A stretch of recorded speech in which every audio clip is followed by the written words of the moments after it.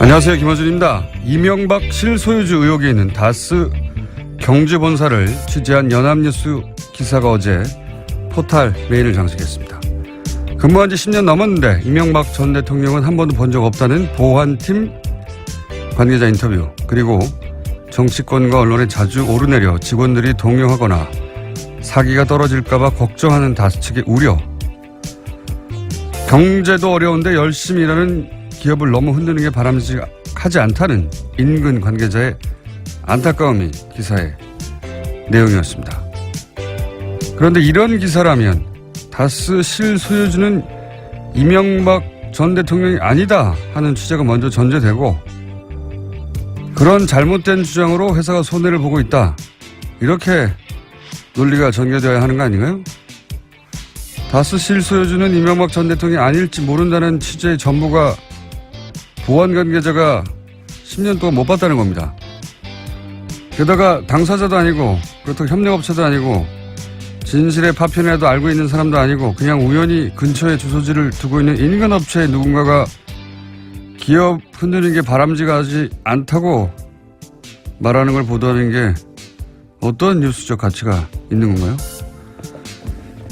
전직 대통령이 연루했다는 의혹이 있는 천억대 주가 조작 사건의 실체적 진실에 대해서 의혹은 사실이 아니었다 혹은 사실이었다, 그걸 밝히는 게 언론의 본령 아닙니까? 적어도 이 시점에는. 개인적으로 참 이상한 기사였습니다. 기본도 생각이었습니다.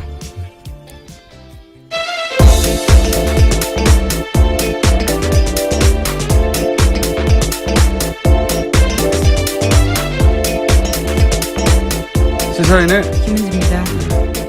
다스 누구 겁니까?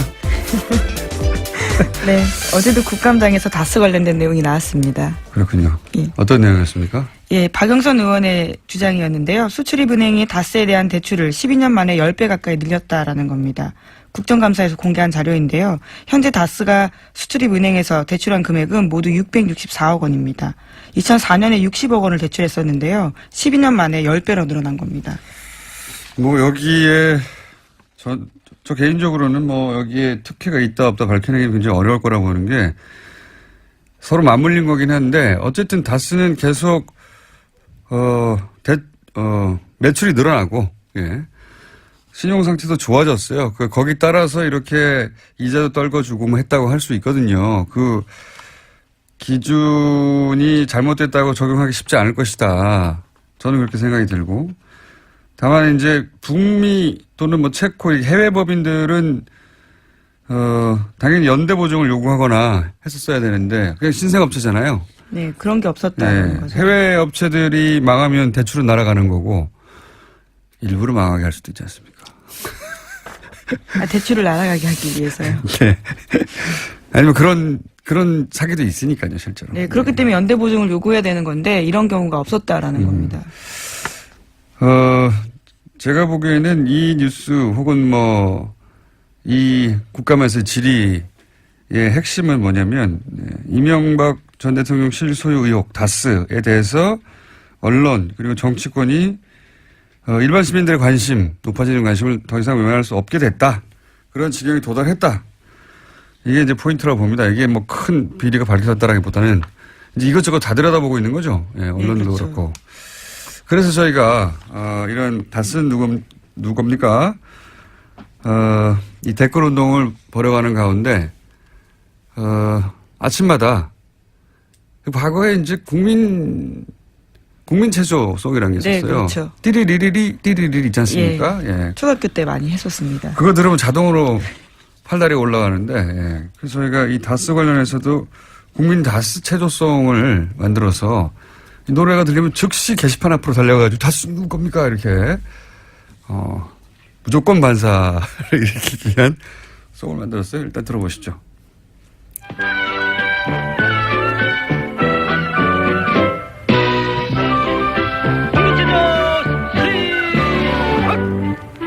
하나, 둘, 셋, 넷, 다섯, 여섯, 일곱, 여덟, 둘, 셋, 넷, 다섯, 다리 운동.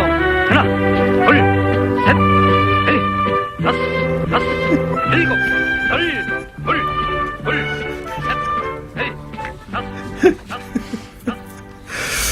점점 이제 모든 숫자가 다스로 바뀌어요. 네.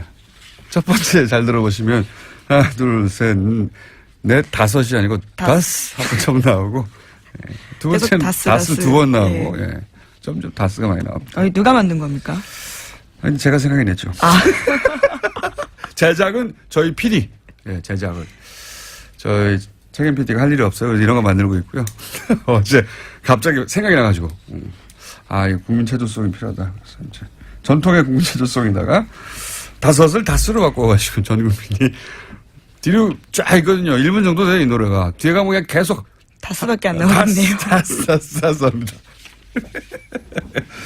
자, 다스 체조송 저희가 매일 틀어드리겠습니다. 다스가 또 이름을 바꾸는 게 아닌가 싶 걱정이 되는데요. 다음 뉴스는 뭡니까? 네, 2012년 12월에 발각되었던 국정원 댓글 사건이 있었는데요. 당시에 경찰이 중간 수사 결과 발표했었습니다. 그런데 그 시점이 묘연해서 굉장히 그 당시에도 의혹이 많았는데 대선 직전, 그러니까 박근혜 문재인 당시 후보의 마지막 토론회의 날이었습니다.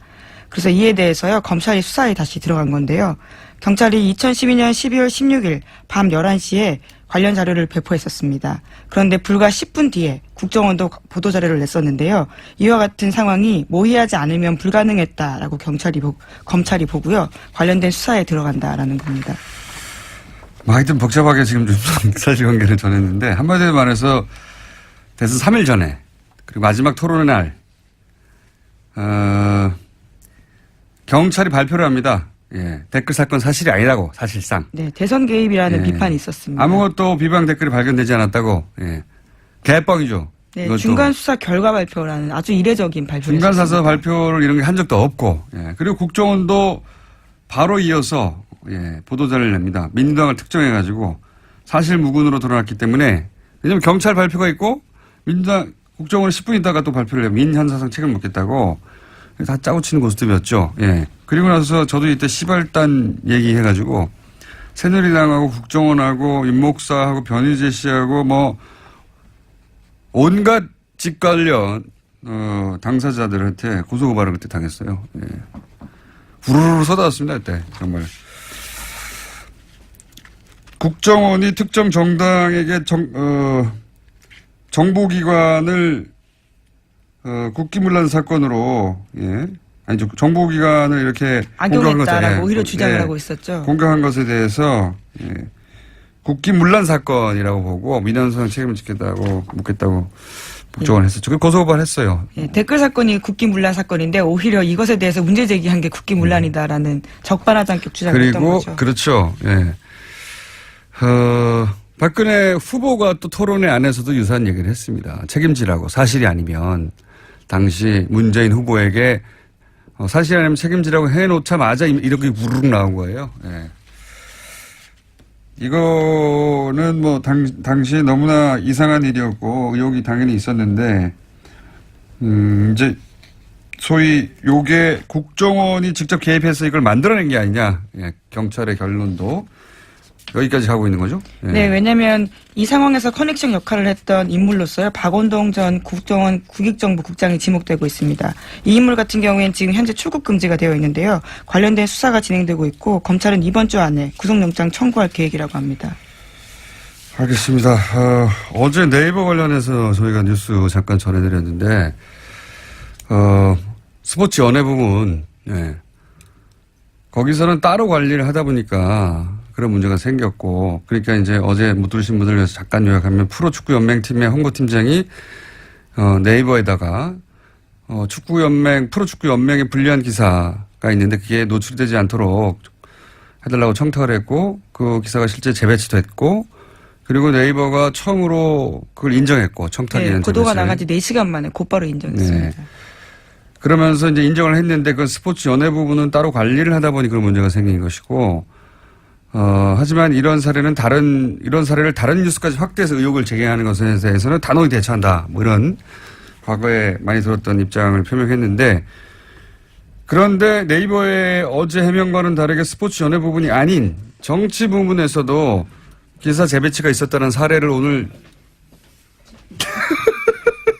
죄송합니다. 미니로 인터뷰하려고 저희가 했는데, 아니, 미니를 하려고 했는데, 직접. 네, 직접 제가 왜 웃는지 좀 더 설명드릴게요. 네, 직접 출연을 해서 지금 스튜디오 확 들어오셨네요. 좀 이따 설명드리기로 하고. 잠깐 전화 연결해 보겠습니다. 이런 코너였거든요, 미니. 예. 당사자가 직접 들어오셨습니다. 잠깐만 기다리겠어요. 다음 뉴스는요? 네, 또 계속해서 전해드리면요. 검찰이 최윤수 전 국정원 2차장도 출국 금지했습니다. 최 전 차장 같은 경우에는 이른바 우병우 사단의 핵심으로 지목됐던 사람인데요. 추명호 전 국장의 진술에서 기인한 바입니다. 검찰이 우병우 전 수석에게 전달한 첩보를요. 최윤수 당시 국정원 2차장에게도 보고했다라는 진술을 확보했기 때문입니다. 이게 우병우 라인이죠.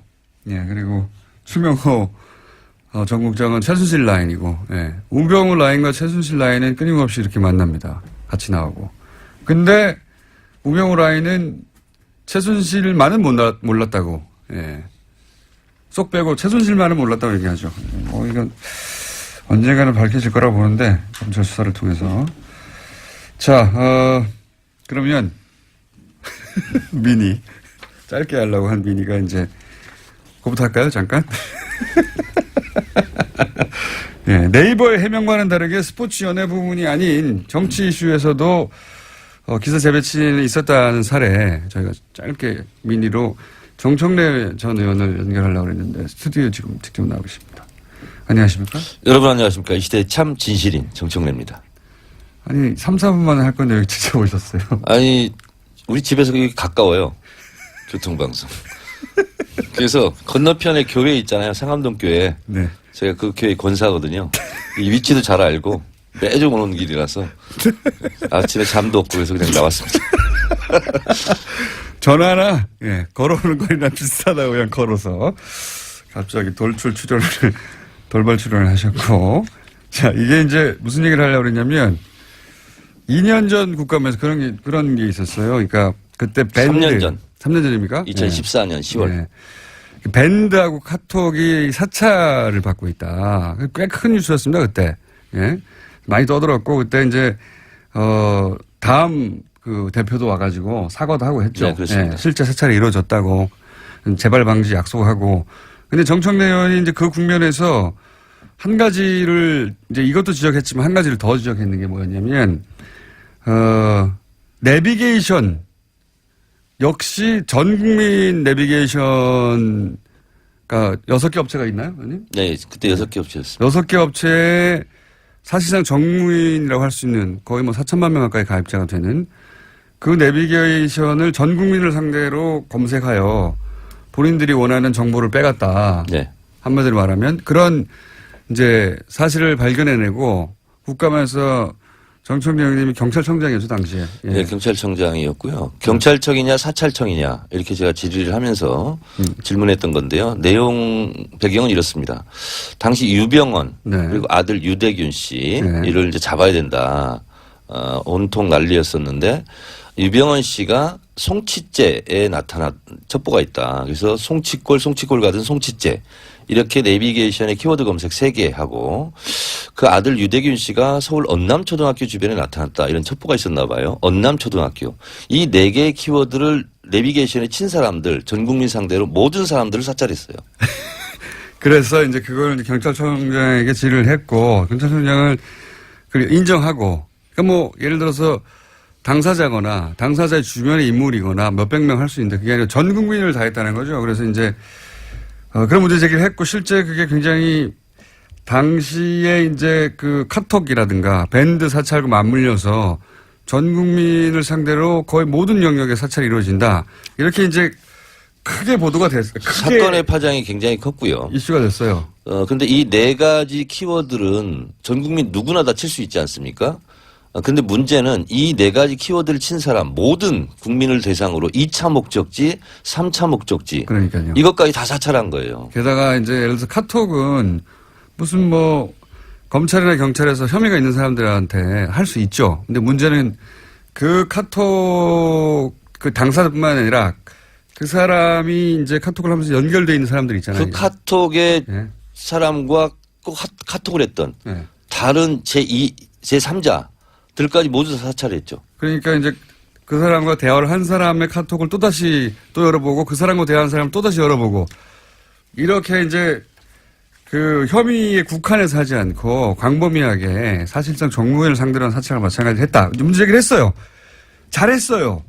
근데 정청래의원은 본인이 잘했기 때문에 기사가 200개가 넘게 났기 때문에 검색을 했을 거 아니겠습니까? 내가 얼마나 잘했는지. 아니 일단 실검이 안 올라와요. 아니, 내비게이션 사찰 보통 이게 실검이 올라오게 돼 있거든요. 기사가 200개 이상이 쏟아졌거든요. 국감에서 200개 이상이 쏟아지는 기사가 별로 없습니다. 그건 대박이라는 거죠. 국감에서 화제가 분명히 됐고. 그런데 이제 본인이 잘했기 때문에 이제 얼마나 기사가 많이 나는지 찾아도 보고 아니 검색어도 안 올라오고 아무리 기다려도 안 올라와요. 게다가 검색 실검에도 안 올라오고. 노출이 안 되지 이렇게 너무 억울한 거죠. 그죠? 억울하셨죠? 억울하고 분했죠. 섭섭하고 억울하고 분해가지고 그러니까 이제 정청래 의원은 잘못 걸린 거죠. 이분은 뭐 기사가 이렇게 중요도 있게 취급이 안 됐나 보다 이렇게 생각하고 넘어가야 되는데 그럴 리가 없어. 이거 받아들일 수가 없어. 난 너무 억울해. 그래서 밤새 쳐다본 거야. 캡처하고 어디가 있나. 그래서 드디어 새벽 2시 14분에 제가 찾았어요. 찾아가지고 네이버 다음을 다 들어가서 봤어요. 주요 기사 어디에도 없어요. 네. 뭐 이렇게 댓글 많이 읽어본 기사 많이 1등부터 30등까지도 없고 댓글 많은 기사도 댓글 없고 많은 기사에도 1등부터 30등까지 없고 관련 기사 연결돼서 나오기도 하잖아요. 그것도 없고 검색어도 아무것도 없어요. 없고 그래서 이제 찾다 보니 알고 보니 요약하죠. 네. 이거 얘기하면 30분 넘어가니까 요약하니 30분 넘게 해도 됩니다. 아니, 저희 딴 거 해야 돼. 의원님 미인인데 이제 끝날 시간이에요. 빨리 끝내야 돼, 이제. IT 기사에 가 있었던 거예요, 이게. 정치 기사인데, 내비게이션이라는 단어 나온다고 IT 기사로 넣어놓은 겁니다. 그러니까 기사를 찾을 수가 없는 거예요. 제가 그냥 있을 사람이 아니잖아요. 근데 이걸 기사를 잘못 처리한 게 딱 하나 있었습니다. 200개 기사 중에서. 그거는 댓글이 971개가 달렸어요. 다 IT로 기사를 하는데 하나가 정치 쪽으로 와 있었던 거예요. 그러면 잘못해가지고. 댓글 그거라도 그 기사 하나라도 댓글 많은 기사에 달려야 될 거 아니에요. 순위를 따져보니까 6위에 랭크가 돼야 돼요. 근데 그것도 안 해버렸어요. 그러니까 순위에도, 그러니까 하나가 우연히 삐져나갔나 봐요. 아니면 기사가 나중에 나왔구나. 하나는 잘못 처리했겠지. 어쨌든 키핑을 못한 거예요. 그 기사는 971개의 댓글이 달려서 그날 달린 기사 중에 6위에 해당되는 거였는데 리스트 30 또 반가운 마음에 찾아봤는데 그 댓글을 딱 우연히 찾은 사람들만 댓글을 단 것이고 기사를 발견한 사람들만 순위에는 없더라. 그래서 이제 가만히 있을 분이 아니지 않습니까? 네이버에 전화해서 항의를 한 거죠. 네. 항의를 해가지고 그래서 와서 해명을 했어요. 네. 그랬더니 상당히 겸연쩍은 표정으로 사과를 하고 갔어요. 사과를 하고 인정하고.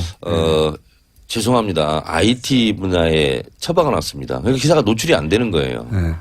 그러니까 여기 이제 의원님 요것만 하시고 들어가셔야 되는데. 네. 그러니까 이게 첫 번째는 스포츠 연예 기사만 그랬다고 하는데 그게 아니라는 사례는 이미 3년 전에 물론 의원님 개인한테 와서만 그 누군가가 배달해가지고 그 뉴스를 사과를 전했을 뿐 그러니까 모르죠. 의원님만 알고 있습니다. 그리고 네이버가 자의적으로 했을 리가 없지 않습니까? 이게 비상시적인 행위니까 누군가 그렇게 하라고 했을 거 아니에요, 그죠?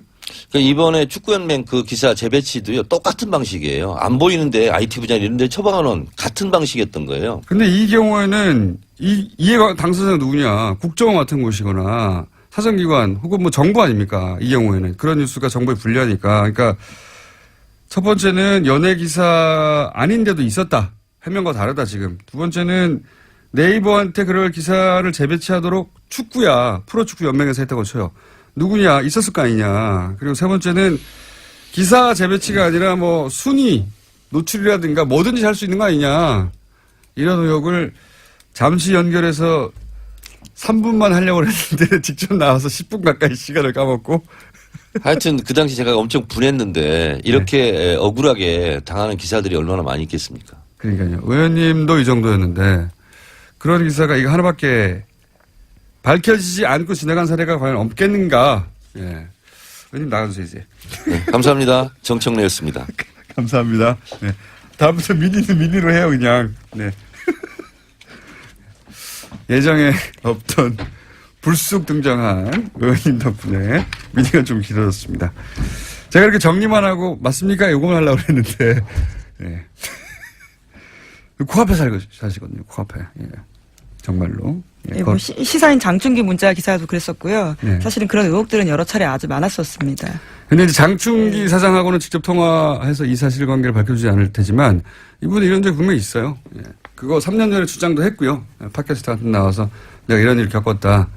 그 다음에 개인적으로 찾아와서 그 사실관계도 인정을 했다. 그렇지만 이제 회사가 무슨 잘못이겠는가. 이건 뒤에 그 압력을 행사한 것을 찾아야 되는데 이러면서 이제 의원님 개인 선에서 예, 마무리한 건이 있긴 하지만 자 다음이요. 물어봐야 된다 이 질문을 계속해서. 네, 5.18 관련된 소식도 전해드리겠습니다. 1980년에 5.18 민주화 운동을 신군부가 북한 개입설을 해외에 전파하려고 한 시도가 확인됐다라고 MBN이 보도했습니다. 5.18 직후에 국보위가 당시 외무부를 통해서 해외에 뿌린 자료집에 나온 내용이라고 합니다. 초안 자료집만 보더라도요. 그런 내용들이 없었는데 최종본에 보면 고종 간첩과 용공 불순분자가 등장하고 무기를 잘 다루는 신원 미상의 청년이 시위대를 선동해서 무기 구요를 습격했다라는 내용이 있는데 이러한 내용들이 영문으로 1800부 이상 제작돼서 전 세계 제외공간에 뿌려졌다라고 합니다. 7, 80년대 소위 이제 보수 정권에 뿌리라고 하는 박정희, 전두환, 노태우 군사 정권들 다 쿠데타로 집권했지 않습니까? 근데 자신들이 분리할 때는 어김없이 이렇게 북한을 팔았어요. 예, 빨갱이로 하면 겁을 먹으니까 사람들이. 간첩도 많이 만들어냈죠. 그때 가짜 간첩.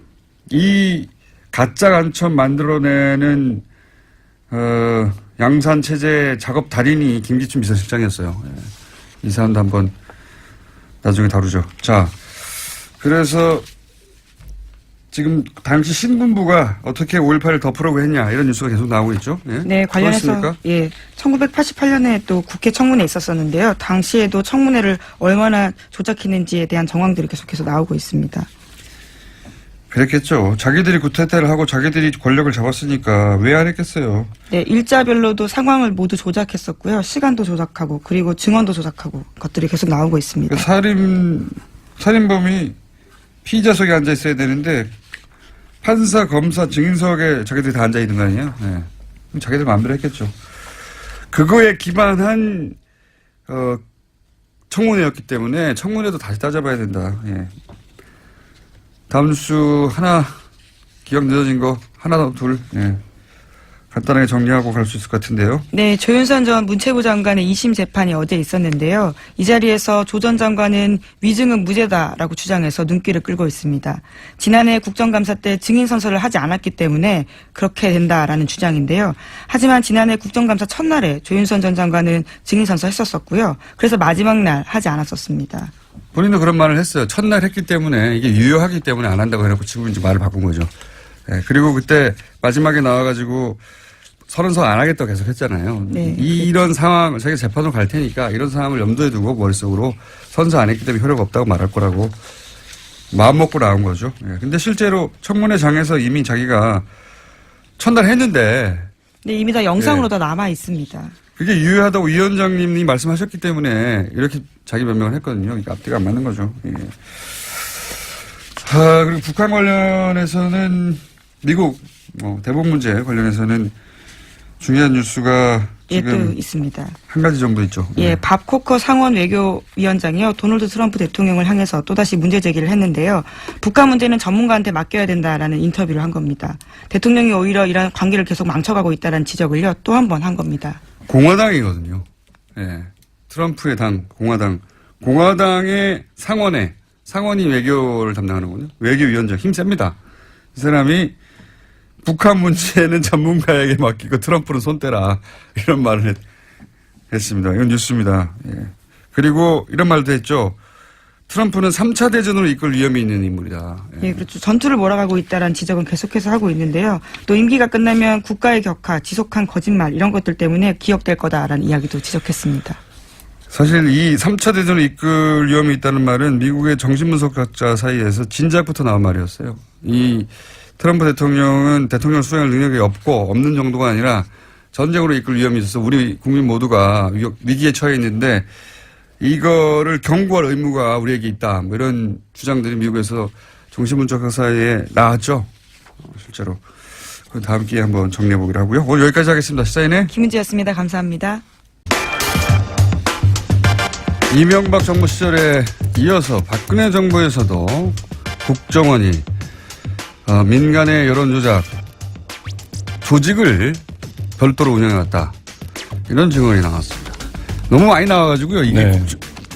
요즘은 이명박 정부 시절인지 박근혜 정부 시절인지 일반인들 머릿속에 다 댓글, 네. 댓글 공작으로 머릿속에 이렇게 있는데 이게 다 구분이 되고 또 다른 겁니다. 이번에 새로운 게 또 나온 겁니다. 한겨레 20일 김한 기자 나오셨습니다. 안녕하십니까? 네, 안녕하세요. 요약하면 이번에 발견된, 그러니까 발견이 됐다고 할 수 없죠. 이거는 추적에 의해서 폭로된 플랫폼입니까? 뭡니까? 정확하게 말하면 이게 기존의 뭡니까? 이명박 정부 시절의 댓글 여론 공작이 이미 생산된 기사나 포털에 유통되는 기사에 댓글을 달거나 그걸 그렇죠. 이제 유통시키는 방식으로 해서 영향력을 공작을 하려고 했던 것이라면 특정 기사에 대해서 정부에 유리한 댓글이 달리도록 하는. 네, 그렇죠. 근데 저희가 이제 이번에 밝혀낸 언론닷컴의 경우에는 직접 콘텐츠를 생산하는 단계로 온 겁니다. 그래서 국정원이 보수 논객들이 생산한 콘텐츠를 아카이빙하는 형태로 한 곳에 모으고 일부 기사를 거기서 이제 새로 쓰기도 하고 이 기사가 SNS를 통해서 유통되도록. 그러니까 본인들이 원하는 기사를 언론을 통해서 만들어내기도 했다는 보도가 계속 이어지고 네. 있는데 그걸로 부족해서 자기들이 아예 기사를 만드는 플랫폼을 만들고 그걸 네. 또 모아놓는 창고. 그렇죠. 그러니까 기존에 쓰던 기사들 포함해서 보수 관련된, 그러니까 자기네가 유리한 정권에 유리한 관련된 기사나 칼럼 주장들을 한 군데 모아놓고 이걸 거기서 뽑아가지고 이제 그렇죠. 링크를 걸어서 네. 이제 댓글 작업을 한 단계 더 이제 업그레이드한 거네요. 이제 미디어 네. 환경의 진화에 발맞춰서 국정원도 발전했다. 뭐 이렇게. 근데 그게 이제 언론닷컴입니까? 네, 이름이 언론닷컴인데요. 그 국정원 민간 여론 조작 조직 알파팀을 이끌었던 김성욱 한국자유연합 대표가 2012년 대선을 3개월 정도 앞둔 9월부터 운영을 시작했고요. 국정원의 지시로 언론닷컴을 만들어서 박근혜 최순실 게이트가 터지기 직전인 2016년 6월까지 운영을 했습니다. 그렇군요. 근데 이게 이제 국정원이 소위 이제 보수 논객들이 자발적으로 만들어낸 어떤 사이트나 뭐 아카이빙 그 자료들을 모아놓는 그런 플랫폼일 수도 있다. 네. 당연히 그렇게 생각하는 게 일반적인 상식인데 그게 아니라 이게 국정원 프로젝트였다라는 네. 게 어떻게 밝혀졌죠? 그 알파팀의 한 멤버에게 김성욱 씨가 합류를 제안을 합니다. 이 사이트를 만들었는데 김성욱 씨는 이 언론닷컴을 만든 네. 분. 예. 홍보 담당자로 좀 합류를 해라. 근데 네. 저희가 이제 오랫동안 취재를 해온 결과 이제 그 알파팀 member 중에 그분이 제일 인터넷에 밝은 분이에요. 그러니까 뭐 사이트 구축이라든지 뭐 여러 가지 것들 알파팀 내에서도 제일 알파팀도 설명을 해 주셔야죠. 짧게. 네. 알파팀은 국정원이 최초로 이제 댓글 여러 공작을 하는 것을 실험했던 민간 조직이고 김성욱 씨는 지금 국정원 개혁특위에서 밝혔듯이 그 외곽팀장 중에 한 명으로 활동을 그런데 했었는데요. 그 알파팀 중에 한 분이 김 대표에게 그런 제안을 하고 김 대표는 또 그 알파팀 중에 인터넷을 잘 알던 사람에게 당신 홍보팀장을 해보지라고 제안을 했더니 네. 이분이 이제 사이트를 좀 들여다 보니까 운영자도 없고 이게 어디서 운영하는지 돈이 어디서 났는지 돈이 어디서 나는지 뭐 이런 것들이 확인이 전혀 안 되더라는 거예요. 이 정도로 그러니까 보수 논객 70여 명이 참가를 하는 사이트인데 그래서 이제 물어본 거죠. 알파팀이 이 언론닷컴이 어디서 운영이 되는 거냐. 돈 어디서 나오냐. 네, 물어봤더니 이 김성욱 씨 말이 나라 뒤집어지는 거 보고 싶으면 국정원에서 운영한다고 말하고 다니면 된다. 이렇게 얘기를 했다는 거예요. 그래서 이제 일단 알겠다고 했더니 김성욱 씨가 재차 너 이거 어디에 가서 말할 거냐 이렇게 얘기를 해서 아닙니다. 함구하겠다 이렇게 얘기를 하고 당시에 이제 주고받은 카톡을 저희가 이제 입수를 했습니다. 직접 듣기도 했고 그게 카톡으로도 남아있다. 네. 국정원에서 운영한다는 얘기가. 별일을 다 했네요. 예. 근데 여기에 참여한다는 76명으로 지금 네. 밝혀졌는데 어떤 분들입니까? 뭐 한국 사회에서 보수 관련한 글을 쓰는 분은 다 포함됐다라고 해도 과언이 아닌데요. 뭐 보수 논객의 상징이라고 할 수 있는 조갑재 전 월간조선 편집장을 비롯해서 류근일 전 조선일보 주필, 김진 전 중앙일보 논설위원, 변희재 미디어워치 대표 등이 확인이 되고요. 뭐 우익 논객으로 이름났던 소설가 복골 씨, 그다음에 지금 국정원과 뉴라이트의 가교 역할을 했다라고 지금 얘기되고 있는 양동한 학중앙연구원 명예교수, 뭐 송복 연세대 교수, 뭐 조전혁 전 새누리당 의원, 전원책 변호사, 뭐 이런 분들, 그리고 지금 KBS, MBC 현직으로 공영방송 이사를 하고 있는 강규영 명지대 교수, 김강동 나라정책연구원장, 조우석 평론가, 뭐 차기한 변호사 이런 분들이 다 여기에 필진으로 참여를 했습니다. 이분들이 다 국정원에서 하니 여기다 글을 쓰세요라고 제안을 받지는 않았겠네요. 네, 그렇죠. 그러니까 개입 여부 국정원이 어디까지 개입됐는지를 어느 선까지 알았는지들은 확인이 필요한데 운영자들이야 뭐 알았겠지만. 네. 예. 저희 제보자는 이렇게 얘기를 하더라고요. 그러니까 직접적으로는 몰랐을 수 있는데 간접적으로는 모를 수가 없다. 왜냐하면 이 중간책들이 다 있었다는 겁니다. 그러니까 예를 들면 김성욱 씨가 담당하는 76명을 다 섭외한 게 아니라 어떤 경로를 통해서 여기에 합류했는지가 다 각기 다르다는 거예요. 그러니까 어떤 사람은 국정원으로부터 직접 제안을 받았을 수도 있고, 뭐 어떤 분은 그 중간에 누군가가 섭외해서 한 5명 정도를 섭외했을 수도 있고. 근데 공장장도 아시지만 글 쓰는 사람 76명을 한 사이트에 섭외한다는 게 거의 불가능하죠. 네, 불가능한 프로젝트인데. 이거는 각자 소속들도 있고, 자기 이름값도 있고, 자기 홈페이지가 있는 분들도 있고, 사실 이분들을 한 자리에 모으는 건 불가능합니다. 네, 그리고 이 사이트를 저희가 이제 3,100개 글 정도를 전수조사를 했는데 이분들이 모두 비슷한 사진을 다 여기다가 걸고 있어요. 그러니까 누군가 기획을 하고 작업을 했다는 건데 이런 것이 어떻게 가능하냐, 이 자존심 센 분들이 뭐 이런 것들은 좀 해서 간접적으로는 어느 정도 인지를 했을 거다, 이렇게 그 제보자는 얘기하고 있습니다. 제보자의 이제 추정이군요. 네. 그 추정이 저는 합리적이라고 보는 게 말씀하셨다시피 이건 미디어 영역에 있으면 다들 금방 이해할 텐데 이런 정도의 이름값이나 자기 이름을 걸고 활동하는 분들이 한 자리에 모여서 특정 매체를 위해서 일하지 않습니다, 절대. 그렇죠. 네. 거의 불가능한 일이죠. 그러면 이제 여기서 한 발 옆으로 가서 네. 네. JTBC가 앞으로 가기 때문에 저는 옆으로 가는데 뒤로도 갑니다, 저희는. 네. 네. 점프도 하고. 근데 앞으로 이걸로 해야 되겠네. 한 발 점프가 좋네. 예. 점프 좋죠. 한 발만 가면 뭐 합니까? 예. 점프 혹은 비행 네. 해가지고 예. 한 발 비행해서 두 발 다 떼고 비행해가지고 이게 확인되면 좋겠어요. 어떤 사항이 떴잖아요. 예. 근데 이게 목적성을 가지고 만든 사이트고 목적성을 어느 정도 동의하고 모인 분들이면 그리고 국정원이 직접 개입했으면 국정원이 이슈가 발생했을 때는 자기들이 원하는 방향으로 여론을 끌고 가기 위해서 댓글도 달고 하잖아요. 예. 특정 사건이 있을 때 이 사이트에서 특정 주장의 글들만 쫙 나왔느냐. 네. 이게 중요합니다. 네. 그래서 저희가 이 남아있는 글 3,100개에 대한 전수조사를 했는데요. 네. 이 글이 증폭하는 시기가 딱 3번 있습니다. 3번. 이 기간 중에 언제냐면 대선 직전. 그러니까 대선 그건 너무 직전에 당연하고. 예, 당연하고 그다음에 2013년 3월 북한이 3차 핵실험을 했는데요. 네. 이 기간에 갑자기 글들이 엄청 쏟아집니다. 그거 뭐 국정원 관심사니까 또 네. 당연하고요. 그리고 또 한 가지 2014년 이제 6.4 지방선거를 앞두고 그해 말에 정윤회 씨가 이제 비선 실세다 이런 논란이 요거 중요하네요. 요거는. 들어왔는데 네. 그 3차 핵실험 이후에 좀 잠잠하게 운영이 되다가 이 시기에 갑자기 또 글이 확 증폭이 됩니다. 어떤 류의 글입니까? 뭐 이 부분에 대해서 이 시기에는 어떤 게 나오냐면 박근혜 정부의 국정 정책을 막 홍보하는. 그러니까 이전과는 전혀 다른 패턴인 거예요. 그러니까 대선 때는 박근혜, 문재인, 뭐 안철수 후보에 대한 글들이 당연히 많고 3차 핵실험 때는 뭐 종북이라든지 북한 핵 문제 얘기가 많은데 이 시기가 되면 박근혜 정부의 당시 정책들 뭐 여러 가지 박근혜 정부 잘하고 있다. 네, 잘하고 있다. 이 부분에 대한 글이 갑자기 이제 확 증가를 하게 되는 거죠. 그것은 매우 의심스러운 정황이네요. 예.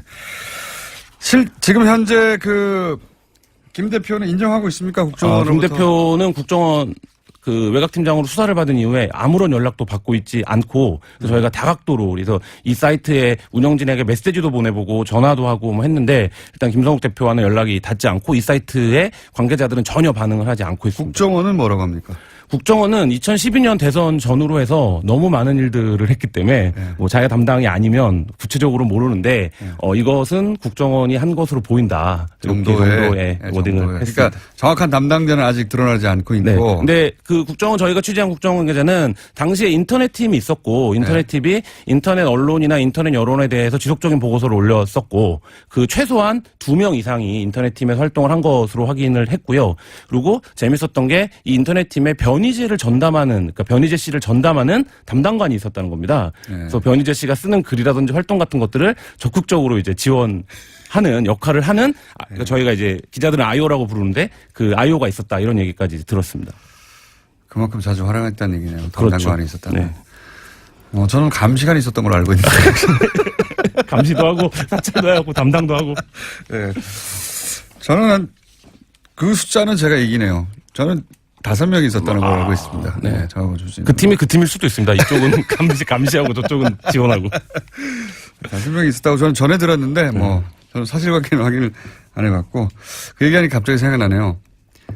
정봉주 의원이 이제 BBK 건으로 서울구치소에 수감이 됐어요. 그래서 좀 다들 면회를 갔는데 저하고 주진우 기자만 안 되는 겁니다. 모두 다 되는데. 면회가 자체가. 모두 다 되는데 이 두 사람만 안 되는 거예요. 그래서 저희가 이제 당시 서울구치소장한테 항의를 했어요. 왜 안 되냐고 그랬더니 구치소장이 이렇게 얘기했습니다. 교화에 방해가 된다. 법리적으로 말이 안 되지만 무슨 말이지? 나중에 굉장히 재밌는 일화가 있는데 예. 듣고 보니까 막 설득되려고 그러는 거예요. 저희가 교화에 방해가 되긴 되지. 애초 교화가 안 될 뿐이긴 한데. 이 언론닷컴 같은 경우에는 국정원의 여론 공작이 진화했다라는 거를 좀 보여주는 단서인데요. 그러니까 이전 이 미디어 환경 변화에 발맞춰서 직접 보수 콘텐츠를 생산하고 그리고 국정원의 공작 목표도 좀 많이 달라졌다. 그리고 실제 그게 지금까지 아까 그 처음에 말씀하셨듯이 이명박 정부 시절의 일들이 드러나고 있는데 이거는 박근혜 정부에 있었던 일이고 오히려 진화하고 업그레이드였다. 그렇죠. 이렇게 이제 얘기해 볼 수 있겠고 그 구체적 사례가 처음 나왔다고 볼 수 있겠습니다. 네. 그래서 국정원 개혁위원회도 지금 이명박 정부 때 거는 여러 가지를 내놓고 있는데 박근혜 정부 때 거는 거의 안 내놓고 있는 상황인데 아직 거기까지 못 간 것 같아요. 지금. 네. 그래서 박근혜 정부 때 국정원이 어떤 일을 했는지에 대한 좀 진상 규명과 수사가 필요하다. 그리고 여론 공작이 있었다. 이런 것들이 저희가 보도. 알겠습니다. 그런 보도가 시작되었다. 박근혜 정부 시절엔 더욱 업그레이드된 여론 공작의 사례로 첫 번째 등장한 게 국정원이 직접 보수 농객들을 다 모아가지고 사이트를 운영했다. 언론닷컴 아직도 검색하면 나옵니다. 지금은 폐쇄됐죠. 네, 블로그들이 나와요. 서브 블로그들이. 알겠습니다. 지금까지 한겨레21 김한 기자였습니다. 감사합니다. 네, 감사합니다.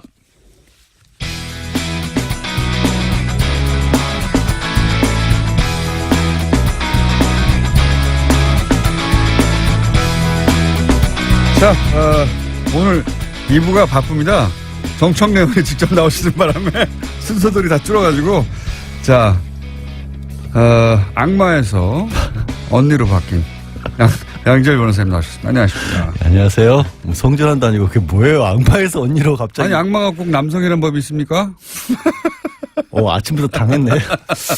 오늘은 당하지 않으리라 그렇게 굳은 결심을 하고 졸고 언니 악마로 있었는데. 해요. 언니 악마.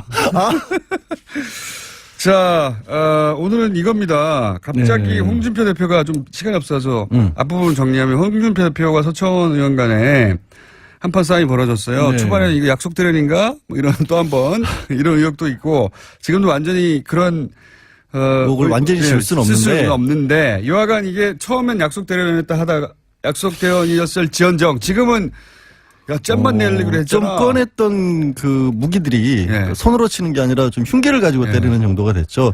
다른 게 아니라 홍준표 대표가 지금도 재판이 계속 중인데 상당히 많은 분들이 잊어먹기 쉬운데 그 성완종 리스트였죠. 2015년도에 고 경남기업 회장이 스스로 목숨을 끊으면서 남겼던 리스트에 한 사람이 이제 홍준표 대표고 1억 원을 줬다라는 내용이 있었고 여기까지 다 알아요. 다 알고 오케이. 그러면 왜 1심에서는 유죄가 됐는데 이게 이제 무죄가 2심에서 돼가지고 1심에서는 이렇게 대법원에 가 있자 지금 말이죠. 왜 지금 일단 문제가 된 게 1심의 설명을 드리면 홍준표 대표가 그때 특별수사팀에서 그 몇 안 되는 기소 대상 중에 하나였던 이유가 증거들이 좀 나왔었는데 그 중에 대표적인 게 송환종 회장으로부터 돈을 받아서 전달해 줬다는 윤승모 씨 당시 경남기업 부사장이 돈의 전달자가 내가 있었던 줬다고. 거예요. 그리고 사건이 터지자마자 바로 이틀 뒤인가 인터뷰를 해서 사실 그런 일이 있었다고까지 고백도 해버립니다.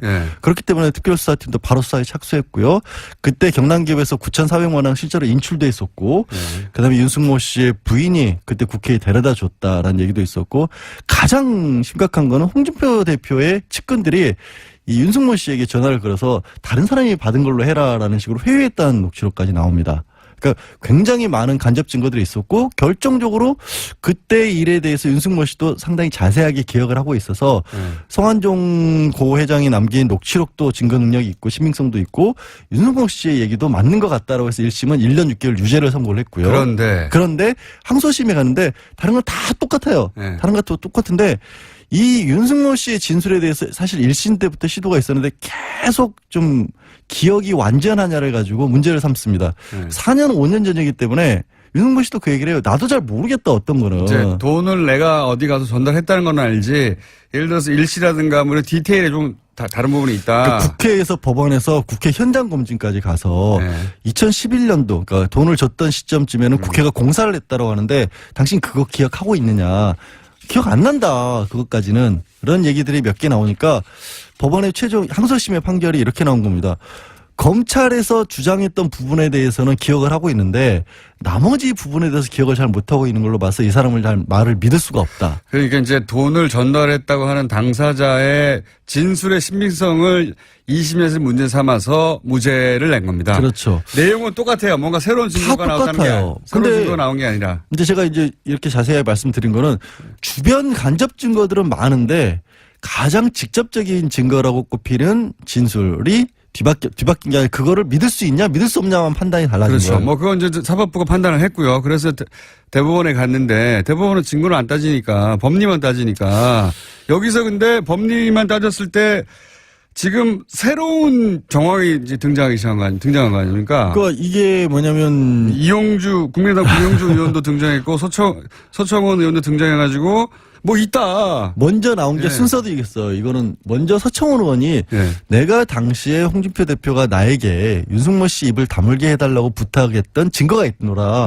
라고 얘기하니까 홍준표 대표가 맞받아쳤죠. 아, 나 그거 4월 18일 날 전화한 거다. 이 4월 18일이 무슨 날이냐면 성완종 회장이 목숨을 끊은 게 4월 9일이에요. 그렇기 때문에 언론 인터뷰만 했었지 본격적인 수사나 재판이 있기 전이에요. 그러니까 언론 인터뷰에서 나는 재판 이루어지기 전에 왜 나갖고 그러냐고 항의한 거다. 뭐 신문사 하나 가가지고 왜 이상한 인터뷰하냐 이거를 항의를 했다라고 홍준표 대표는 반박을 했는데 거기까지가 1라운드고 갑자기 국감장에서 이용주 의원이 국민의당 이용주 의원이 내가 녹취록을 갖고 있노라. 그런데 거기에는 진술을 번복해달라고 항소심에서 진술을 번복해달라고 요청을 했다라는 내용이 들어있다는 겁니다. 돈을 전달한 사람들 전달한 분의 진술을 번복해달라는 본인에 대한 구명 로비를 했는데 거기에 대한 녹취 파일인지 녹취록인지 뭔지는 모르겠어요. 뭔지 모르겠는데 있다라고 이제 나는 갖고 있는데 왜 검찰은 안 갖고 있느냐라고 또 검찰을 뜬금없이 쪼는데 이게 어디서 왔을까요? 그거 어디서 왔는지도 그렇게 여기서는 그걸 따질 일이 아닌데 저는 이제 보다가 너무 황당하죠. 어디서 왔을까 궁금합니다. 서청원 의원이 녹취록을 가지고 있을 수는 있어요. 2014년, 2015년은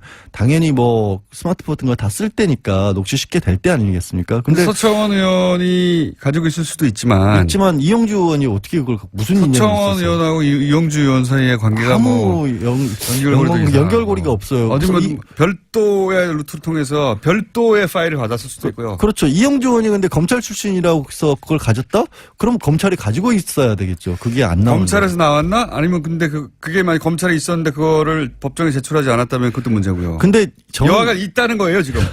있다고 가정을 하면 이게 뭐가 달라지냐면 진술을 근데 문제는 윤승모 씨가 번복을 안 했어요. 안 했죠. 끝까지 나는 줬노라라고 내가 처벌을 받더라도 나는 준 걸 인정할 수밖에 없다라고 근데 얘기를 했어요. 이런 게 있는 거죠. 뭐냐면 홍준표 대표가 돈을 받은 게 사실이기 때문에 그 진술을 뒤집어 달라고 그게 안 뒤집으면 왜 내가 해야 될 얘기를 다 하세요? 아 그래요? 예. 하세요. 아까 얘기를 했잖아요. 홍준표 대표의 측근들이 전화를 걸어서 다른 사람에게 줬다라고 진술을 해달라고 부탁한 내용이 있는데 거기에 홍준표 대표 본인마저 그렇게 부탁을 했다라면 이건 아무래도 뭔가 캥기는 게 있으니까 이런 게 아니냐라고 심증을 가져갈 가능성이 높아지는 거죠. 대법관들의 심증 이거 돈 받은 거 맞는 것 같은데 하는 그러니까 다시 한번 재판을 다시 한번 꼼꼼하게 따져봐라라고 항소심으로 되돌려보낼 가능성이 생기는 거죠. 수 있다는 겁니다. 근데 왜 이렇게 우리 국회의원들은 전부 다 법 이런 건 다 필요 없나 봐요. 이게 이 폭로를 한 사람들도 생각해 보면 이 법적으로 중요 사건의 증거가 될 수 있다는 걸 가지고 있다라고 하면서도 검찰에 내겠다는 얘기는 안 하시고. 아니 그거는 이제 결정적으로 자기가 돋보일 때 혹은 이 국면이 이게 정치권이라는 게 정말 명백한 주장을 한 것 같은데 또 다른 정반대에서는 그게 말도 안 되는 주장이라는 걸 제법 그럴듯하게 주장해가지고 물타기가 되잖아요. 그러니까 결정적 국면에 등장하려고 하시는 거라고 봅니다. 이용주 의원이. 예. 사법적인 처리를 더 우선으로 해줬으면 좋겠고요. 그리고 서청원 의원 같은 경우도 만약에 그래서 변호사들이 안 되는 거예요. 뭘 안 돼요. 정치를 하면. 그래 정치 안 할게요. 법이 더 중요하지 지금. 하여튼 그렇습니다. 나오긴 나올 거라고 보는데 별게 아닐 수도 있어요. 파일을 들어보니. 사실 들어보면 별거 아닐 수도 있죠. 근데 어쨌든 초반부터 홍준표 대표가 그렇게 여러 번에 걸쳐 전화를 했다면 지금 이용주 의원이 말이 사실이면 위기입니다. 두 번 전화를 한 거죠. 최소한. 최소한 2번 전화하는 거잖아요. 그게 만약에 사실이라면 이용주 의원의 말이 그리고 실제 그런 물증이 있다면 홍준표 대표는 위기에 처하게 됩니다. 사법적인 걸 그러니까 사실 정우택 원내대표도 이거 대표 자리가 위험할 수도 있다라고 해서 살짝 발을 빼는 상황이 돼버렸잖아요. 지금. 양지열 변호사였습니다. 고맙습니다. 3부에서 뵙겠습니다.